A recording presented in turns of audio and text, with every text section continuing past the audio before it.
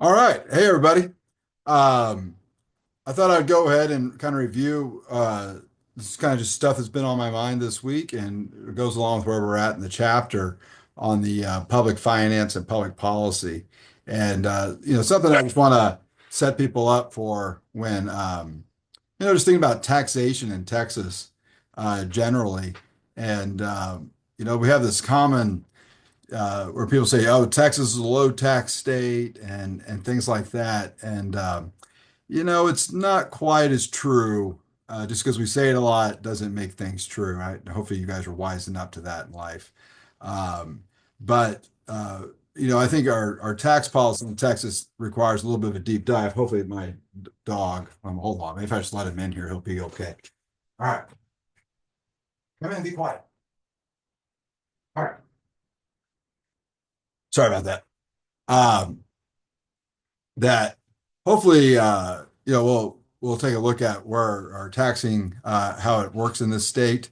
Um, and one thing that's real popular is like, oh, we don't have an income tax, and that's true. We don't have an income tax, but something I always tell people to think about is you guys have been to other states. I grew up mostly in Texas, but I spent time in New Mexico and California and places like that. And it all kind of looks the same, right? You go to a classroom, you got a teacher there, you got a projector, you got a desk. You go down to City Hall, it kind of looks the same, parks look the same. And so it would seem strange, right? Like, how could we have the same stuff as other people and not charge as much in taxes? And that should strike you as odd. And the answer is we can't. It's all in how you get the taxes, is really what I want to tell people. Now, you can also save money by providing less services, and Texas does its share of that as well. And so, maybe you decide where you live. If you don't like a lot of public services, then I guess Texas is a great place in that regard. But there's sometimes about being in Texas that really can be challenging for people. One of the biggest things is that because we're a no income tax state, we rely extra heavy on property tax and sales tax. Every single state that we touch, New Mexico, Oklahoma, Arkansas, and Louisiana, all of them have a lower sales tax than we do. Yes, they all have a an income tax, but on top of a lower sales tax, they also have a much lower property tax. And I would ask you to maybe talk to your grandparents who maybe are at or near retirement. And one thing that kind of hurts in Texas is that property tax doesn't go away, and that's how we fund everything. Your schools and this college, the city and the counties are mostly funded through property tax. And so, for example, I live in McKinney, which is north of Dallas, and my property tax on my house is a little over $11,000 a year. So even when I pay off my house, which hopefully I will someday, I still owe about $1,000 a month on average just to stay in the home that I already bought.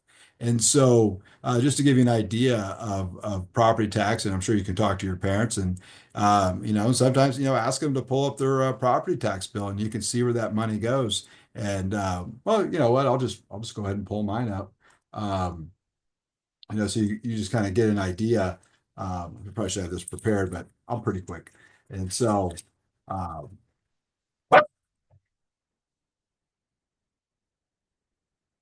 one second here. All right, you got to stop, son. Go. Um,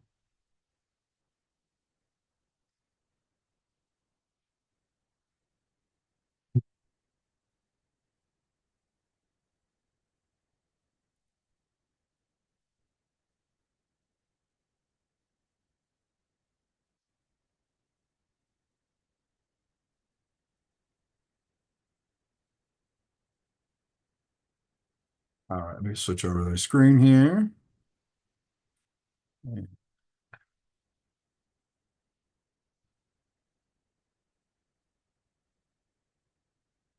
Okay, so you see here my property tax rate. Um, so like I said, I live here in McKinney. And if you go to the CAD, Central Appraisal District for whatever county you're in, you can pull up your own house or any other house. It's kind of sometimes a little concerning that you just pull up anyone's address and see all this stuff, but it's public knowledge. So you can see where I live here in my property tax. I told you I live in McKinney, and so there's where they assess my house at. And you see here the taxable value. And so the so I guess at some point it seems like these numbers keep changing all the time. But right now it says 608,000. And you'll see here that the county is a little less than that. It's 40,000 less. And then the ISD is 500. That's what you call a homestead exemption. And you maybe heard people say that. So what it does is it reduces your your taxable burden, if you will, by, so in this case it's 100,000, but it's the taxes on 100,000. So if you add up all this tax rate here, so that's, and it's 41 cents, that's about 15 cents, 81 cents, a dollar 12, I'm sorry, 8 cents and a dollar 12. So that's a dollar 20, dollar 61, dollar 78. So $100,000 saves me $1,780, and that's per year. And so that's why people talk about a homestead exemption. It just reduces my value that we multiply the tax rate by. And so you add all this up. Like I said last year, I think it was a little over 11,000. That was my total tax on my property. And you can see all these things. So there's the city of McKinney, right, is about 41 and a half cents. And that's per $100 is how that works. 40. So every $100 my house is worth, I give 41 cents to the city of McKinney. That's per year. The Collin County is the county that I live in. And so the county taxes would mostly go towards the sheriff's department, county roads, and the jail. And then Collin College, which is the community college where I'm actually a full-time professor, we have a tax rate of 8 cents, which is actually pretty low for most community colleges. It's just where we're financially structured in this area. McKinney ISD is a school district that I am, and so that's usually their largest one. And so you see here it's a dollar 12. It's about two-thirds of my property tax go to the uh, to the school district. Um, and then that's just the cat. It doesn't charge anything. I don't know why that line's there. Um, but just to give you an idea, that's the biggest chunk of where Texas gets its operating money from. And so, and another thing I don't like when I hear people say like, "Oh, only property owners pay taxes." That's total nonsense. We had rental properties for years, and when our taxes went up, guess whose rent went up, right? It's just the cost of doing business when you're a landlord.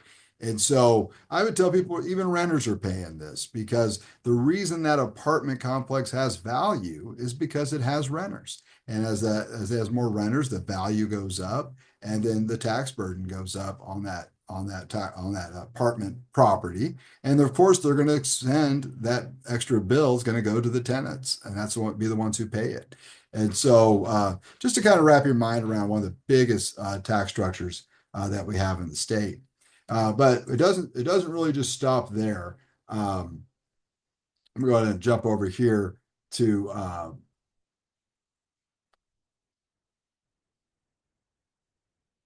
this is a PowerPoint using our class, and it's okay. You kind of just see these numbers here.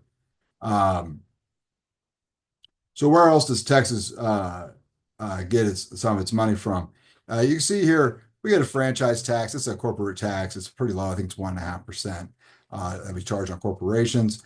You have tobacco taxes on cigarettes and as well as alcohol. So even if you went and someone went and bought a pack of cigarettes, I don't even know what they cost anymore, say $10, it'll still pay 8.5 cents. So it'd be $10.82 if you were to buy a pack at $10. But there's also taxes built into that price. And so I think it's like $2 or 2.50 or something like that. So that's where that fee is inserted. Then you pay taxes on the total amount. So you can see where it adds up, right? Because you're also paying taxes on the fee that we put in there. You guys, people are about to discover this with tariffs, right? As the fee goes in on the tariff, then you pay the price on top of that. That's where that's going to kind of sting twice from the sales tax as well as the tariff that it goes in. And with just a side note, all these people saying that other countries pay tariffs, that's not true. The importer is the one who pays the tariff. So just real quick, if Walmart is buying stuff from a company out of China, let's say, I saw a thing earlier say microwaves. Let's say they're buying microwaves for $50 and the tariff's 50%, then Walmart has to pay $25 to the government. That's the tariff. Plus, they still have to pay 50 for the microwave. So now Walmart's cost is 75 on this microwave instead of 50. And let's say Walmart's going to tack on $20. So what it cost you 70 before? Now this microwave is going to cost you 95. Walmart's still making the same amount of money they were making on that microwave, but that's where the tariff works in there. So just a quick side note, lots of talk about tariffs out there. People seem to be confused. I don't want you guys to be one of them. Some other ones here: insurance, occupation taxes, utility taxes. And this is where I tell people our taxes are kind of sneaky around here. Ask to see a utility bill or a cell phone bill. Go down to the final line. You'll see a 911 surcharge and all these things, and they're not much. Some things are 40 cents, $1.50, stuff like that.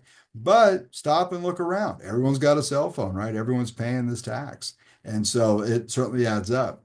Utility taxes, your gas, water, and electric. Um, and then a hotel motel tax. We charge an extra tax on top of those when you stay in those places. And then miscellaneous taxes on a bunch of different things. You can see here coin operating machines, bingo, rental receipts, attorney services, cement, sulfur, these things that get extracted. And we do make money in some areas. You guys are well aware of oil production out there in the Permian Basin, and that's we lease that out and companies pay us for the amount of oil they extract. That goes to the state budget and to do the things that they do. Um, and so just something to bring you aware of, as people, like I said, people say, low tax state. I kind of hesitate on that. If you take a look at this graph here, it kind of shows you, this is what we do quintiles. So he says at bottom, second, middle, 20%, fourth, and then this is the last. You can see here that this is your overall income that goes to state taxes if you're in Texas. So if you make 13,000 a year, 13% of your income goes. And then as your earnings go up, your burden goes down. That's what we mean by regressive, is that it hurts the people at the bottom more. Now, of course, the overall amount that might be paid by someone who makes 100,000 will be more, even though it's a less percentage than someone who makes $13,000 a year. But you would say the burden was more on that person. Quick example, if I make $100,000 a year and someone makes $10,000 a year and we both pay a toll of, let's say, a dollar, well, that dollar is worth 10 times more to the person making 10,000 than it is to me, right? But we both paid the same amount for that service. And so I'd say that's how you look at the nature of regressive tax, where your income taxes, your federal income taxes, are a progressive tax. As your earnings go up, your burden goes up. So that's real quick on how we look at those things. Um, you can see here it goes, 13 to about 11 to just under 10 to just under 9. And then you can see here it really goes down if you're in that top 1%, right? But look at the average income, 1.6 million versus, just barely making it to the top 20%. Your income's $138,000. And so big difference, as you move up to the tail end of that bell curve of earnings gets all, really takes off there towards the end. And the reason their burden goes down so much is because of that property tax that we were talking about. As they're eventually, you don't buy houses that are 4 or 5 times your annual income. You buy a house that might not even be 1 year of income if you have those kind of earnings, and you're more likely to eventually own that home and keep your assessment down various ways. And so when we look at the state does help pay for a lot of things. It runs statewide stuff like our prisons. It does contribute to education, not as much as it used to, and to some extent colleges, and certainly not as much as it used to for colleges. That's the biggest reason tuition's gone up over the last 20 years. It's not the universities, I promise you. I've dug deep. Universities are pretty much running the same budget they have adjusted for inflation. What's happened is the state's not giving them as much money. And so the only alternative is they have to raise cost of attendance, maybe tuition cost has gone up. And it's gone up a lot. I graduated from West Texas A&M in 2003, and I paid about $100 a credit hour. So about $300 for a class. I just looked it up not too long ago. It's about $1,500 a class. And so it's gone up almost 500% in 20 years. And that's a lot. And that's mostly because they're just not giving as much from the state coffers. And that's the price of, we haven't raised taxes in the state. In fact, we've reduced them over time. And another thing I want just to make you aware of is when you do your reading and stuff, they'll talk about earmarking. And sometimes people talk about it as a bad thing, and I don't necessarily share that. And I'll give you a brief history of what happened in 1992 when they were passing the state lottery. And in Texas, what they did is they said all the money goes to education. And we said, oh, that's great. We're going to give all this extra money to the schools. And the idea was, let's say the state gave 10 billion to education. I don't know what it was at the time. And the lottery, I know, did make $1 billion in profit that first year. And so people thought it's great. The lottery's going to have $11 billion. Well, not so fast. What they did was they reduced, instead of giving the state giving us 10 billion to education, the next year they just gave us 9 billion. But we got the billion from the lottery. We're right back at 10 billion. And a lot of people felt like that was a bait and switch and they weren't being genuine. And in New Mexico, where I was living soon after that, they started talking about a lottery and they were very critical. They said, we saw what they did down in Texas. You misled the people, and we're not sure that we want to get in on that. And to their credit, they did a pretty unique thing. And I'm going to show you here the New Mexico Lottery Scholarship, and to see, do you think this would have been better for us to do in Texas? So take a look here in New Mexico, and New Mexico's smaller, but they also have fewer students who are going to go to college, right? And, I mean, everything's a ratio and a rate, and that holds up in New Mexico lottery sales about the same as it does in Texas. And so uh, in New Mexico, if you graduate uh, from a homeschool, a public school, or a charter school in high school, or even get your GED, all you need to do is uh, successfully complete 12 credit hours with a semester GPA of 2.5. Now, for a lot of you, you guys are going to have 12 credit hours when you graduate high school, right? Because you've been doing all these dual credits. So if you had a 2.5, or what we call not very high, GPA, you then get free tuition at any New Mexico public university for 7 more semesters. Well, if you got 12 and you go in, you stay full time at 15 hours, and right here, you must complete 30 credit hours per academic year. That you got fall, spring, and summer to do that. Maintain your 2.5, your tuition and fees keep getting paid for. So essentially, almost every New Mexico student gets a full ride. Another thing I want to point out here, you can read this, it has nothing to do with how much money your parents earn, right? It's if me and Mark Cuban live there, both of our kids could go for free as long as they continue to qualify. And so I applaud New Mexico for seeing what we did here, protecting, I think, the sanctity of what they were trying to do. To me, this is money going to education. It keeps people from leaving New Mexico, right? I mean, if you go to school for free, I imagine you would probably stay in your state and go to school there, and a lot of them have. And and it keeps you on track to graduate, right? Because you have to complete 30 a year. Well, you do 30 credits for 4 years, it's 120. That's what it takes for you to graduate college. And so so I might just write us up a small little assignment that will take a look at this idea. And maybe you guys could, share with me if that would have been compelling for you and how that might have perhaps been better for Texas from a public policy standpoint. So A lot of things there. I know this is kind of a boring chapter with public policy and finance, but it's at the end of the day, you realize, all the things we've studied at this point, campaigns, elections, ideology, and all this stuff. None of it gets done without money. And so I think it's uh, sorry, let me bring this back. Um, You see me now? Okay. None of these things happen without money. You guys are mature enough to understand that. And so it is worth knowing, and you got to understand where the money's coming from and how to get it there. And it's one of the most important things we can do to help Texans and provide services and things like that is to have a good foundation of public finance to take on those challenges. So, not a whole lot of us on here, but that's okay. Like I said, I'll post this recording, but uh, I don't know if anyone's got any questions or any thoughts. I'm happy to take them. Let's go ahead and unmute. If not, I'll just call this off. All right. Well, you guys have a great day, and I will post something here shortly on how to get credit for this assignment. And we're finishing strong here. We only got a couple weeks left, so hope everyone's doing well and stay on task. Have a good one. Thank you, sir.